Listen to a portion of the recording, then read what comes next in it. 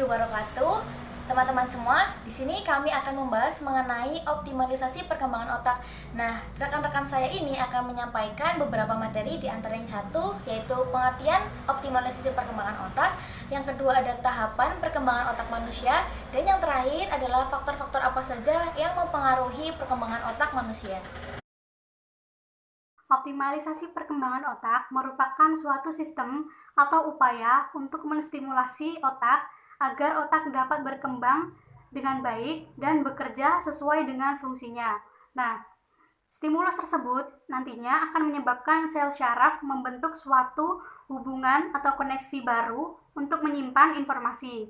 Nah, sel-sel yang terpakai atau selalu terpakai untuk menyimpan informasi atau mempelajari suatu hal baru itu nantinya akan tumbuh atau berkembang, sedangkan sel syaraf yang tidak pernah atau jarang mendapatkan stimulasi nanti akan mati atau musnah. Nah, disinilah pentingnya suatu stimulus yang rutin harus diberikan. Stimulasi yang diberikan secara terus-menerus dan rutin itu nantinya akan memperkuat hubungan antar syaraf yang telah terbentuk, sehingga secara otomatis fungsi otak akan menjadi semakin baik. Nah, bentuk stimulasi tersebut dapat berupa kehangatan atau kasih sayang yang diberikan oleh orang tua kepada sang anak. Nah, interaksi antara orang tua dan anak berupa senyuman, nyanyian, pelukan, atau mendengarkan dengan penuh perhatian itu juga merupakan bentuk stimulasi secara dini. Selain itu, orang tua juga dapat memberikan stimulasi berupa pengalaman langsung melalui penglihatan, pendengaran, atau panca indera anak yang lain. Nah, dalam usia ataupun tahapan perkembangan otak itu terdapat pada masa janin, masa bayi, dan juga masa anak-anak. Nah, pada masa janin ini adalah ketika masih dalam janin ya, dan juga sampai pada usia 2-3 bulan perkembangan janin ini sudah mulai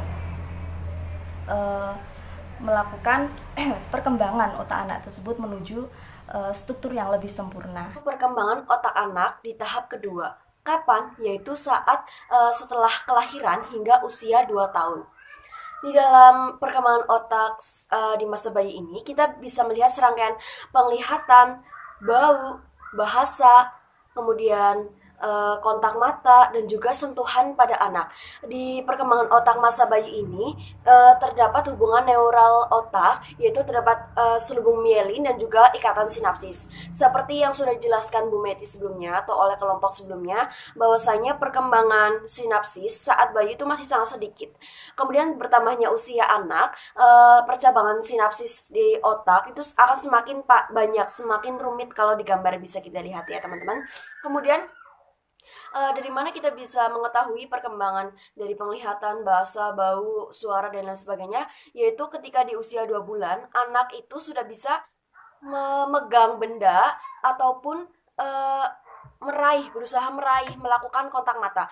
Kemudian pada saat usia 4 bulan, bayi ini sudah bisa membentuk persepsi, membentuk pemahaman, tetapi baru saja pengenalan objeknya, belum bisa berpikir secara luas, tapi pengenalan objek ini bentuknya seperti apa, kok seperti panjang, apa pendek, besar atau kecil, baru pengenalan objek, seperti itu teman-teman.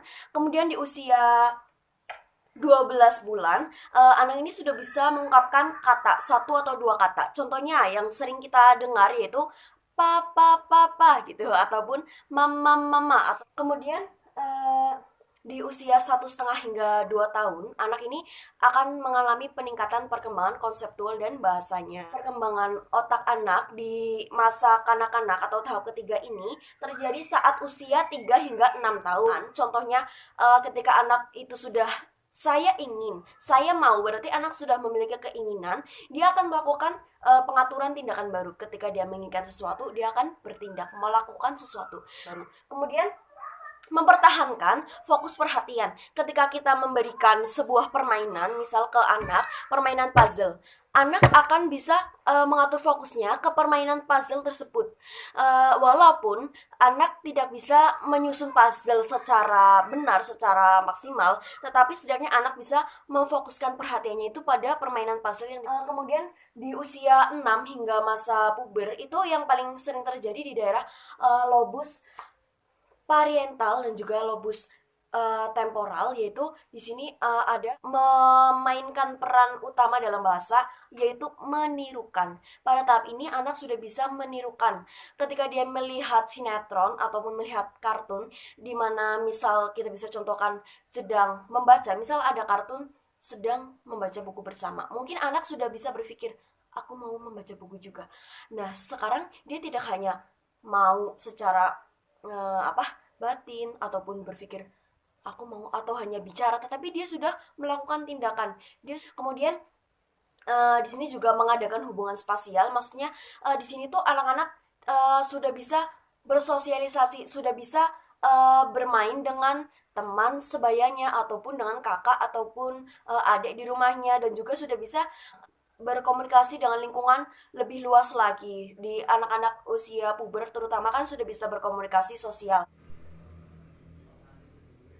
Jadi terdapat banyak sekali faktor-faktor yang mempengaruhi dari kecerdasan maupun perkembangannya. Di antaranya adalah faktor generik.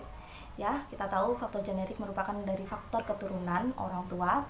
Selanjutnya terdapat faktor gizi atau nutrisi. Nah, faktor gizi ataupun nutrisi ini sudah mulai dari janin, anak sudah mulai membutuhkan nutrisi dan juga gizi sampai mungkin kelahiran dan juga seterusnya. Pada sampai usia 18 bulan, maka anak tersebut memerlukan ASI yang eksklusif, omega 3, omega 6, vitamin, protein, dan lain sebagainya. Lalu selanjutnya adalah faktor lingkungan. Jadi faktor lingkungan di sini juga sangat berperan ya untuk anak tersebut mengembangkan atau mempengaruhi perkembangan otaknya. Nah, dari faktor-faktor tersebut dapat dioptimalisasikan melalui latihan yang terus-menerus dan juga memberikan stimulus. Oke, sekarang kita akan masuk ke faktor perkembangan otak anak. Nah, di sini yang pertama adalah paparan stimulus motorik dan sensorik. Nah, untuk sensorik sendiri, ini bisa dimulai sejak anak masih dalam kandungan atau masih dalam fase calon bayi, seperti itu ya. Nah, dengan cara apa? Dengan cara memperdengarkan musik sejak anak masih dalam kandungan. Nah, ketika anak sudah lahir dan usianya bertambah, ketika kita juga konsisten untuk memperdengarkan dia banyak lagu, mengajak dia mengobrol, dan berdiskusi suatu hal mungkin, maka anak sendiri akan secara otomatis mengeksplorasi kata-kata yang sudah terucap dari lagu maupun obrolan yang sudah dilakukan.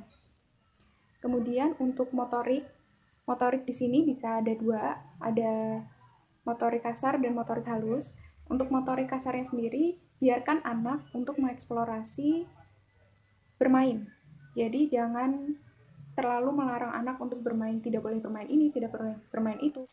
Biarkan anak bermain sekreatif mungkin, semenarik mungkin, dan mungkin bisa dibantu dengan orang tua dengan stimulus apa atau dengan bermain apa yang mungkin bisa mengedukasi anak lebih dan lebih.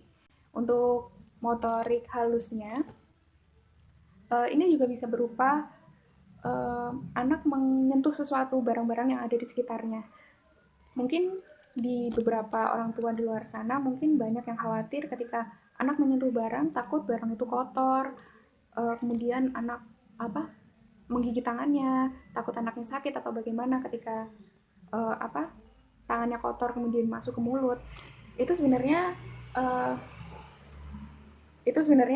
menghambat perkembangan otak juga, karena di bagian anak mengeksplor barang-barang yang harus mereka sentuh itu juga merupakan fase perkembangan otak anak gitu. Jadi biarkan anak untuk menyentuh barang-barang yang ada di sekitarnya pun sama dengan pengawasan dari orang tua yang benar pula gitu. Jangan sedikit-sedikit dilarang dan jangan juga terlalu dilepas gitu, karena ada saatnya anak masih dalam pengawasan orang tua yang benar, dan ada saatnya juga anak untuk dilepas begitu saja. Gitu. Oke, sekarang lanjut ke bagian obat psikoaktif.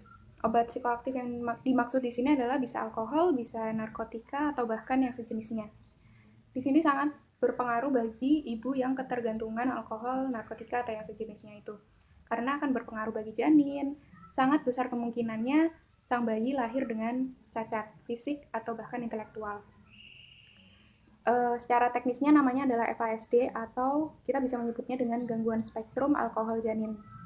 Di sini cacatnya bisa berupa fisik, yaitu berat badan yang rendah, tinggi badan yang rendah pula, atau bahkan ke intelektualnya yang terhambat, kemudian perilakunya yang hiperaktif, hingga mungkin ke masalah pendengaran. Masuk ke faktor lingkungan, orang tua, dan anak. Yang dimaksud di sini adalah keadaan atau situasi sosialnya yang anak itu tinggal. Apakah situasi keluarganya atau lingkungan di sekitarnya itu baik ataukah buruk? Itu yang akan berdampak bagi si anak gitu. Di sini dituliskan bahwa semakin banyak cinta dan kasih sayang, maka semakin baik pula perkembangan otaknya. Jadi positive vibes yang dikasihkan berupa kasih sayang, ini juga bisa berdampak bagi perkembangan otak dan juga mungkin hingga ke motorik, sensorik. Oke, sekarang kita masuk ke hubungan bermain anak. Ketika anak sedang berkumpul dan bermain bersama dengan sekelompok teman-temannya itu, maka otak yang bekerja adalah bagian lobus frontal dan prefrontal. Di sini, ketika anak bermain dengan teman-teman kelompoknya itu, maka yang terjadi adalah sangat vital. Karena disitulah anak akan mendapatkan karakternya dia atau wataknya dia ketika berinteraksi sosial. Ketika dia berada di lingkungan sosialnya, akan terbawa anak ini akan menjadi seperti apa, ketika berbicara akan seperti apa, bagaimana pola pikirnya, dan lain-lain. Itu akan berpengaruh sekali ketika anak bermain dengan grupnya. Faktor selanjutnya adalah stres. Jadi ketika sang ibu itu hamil dan mengalami stres, kemungkinan besar sang anak itu akan mengalami skizofrenia, ADHD, depresi, ataupun ketergantungan pada obat. Jadi sebisa mungkin ketika ibu sedang hamil, ibu harus memerlukan dukungan dari pasangan ataupun keluarga terdekat. Bisa juga menghindari stres dengan cara mungkin rekreasi ataupun melakukan kegiatan yang dapat menghindari terjadinya stres pada ibu hamil. Yang selanjutnya yaitu ada faktor nutrisi. Seperti yang kita ketahui bahwa baik ibu maupun anak yang sudah lahir itu memerlukan asupan gizi yang seimbang. Nah, asupan gizi yang seimbang ini dapat didapatkan dari makanan, minuman sehat seperti sayur-sayuran, buah-buahan, ataupun menghindari konsumsi makanan atau minuman yang mengandung banyak zat kimia seperti penyedap rasa ataupun makanan-makanan yang tidak sehat yang dibeli di berbagai tempat. Terima kasih telah menonton video presentasi kami mengenai optimalisasi perkembangan otak. Semoga apa yang kami sampaikan dapat bermanfaat untuk kita semua. Terima kasih.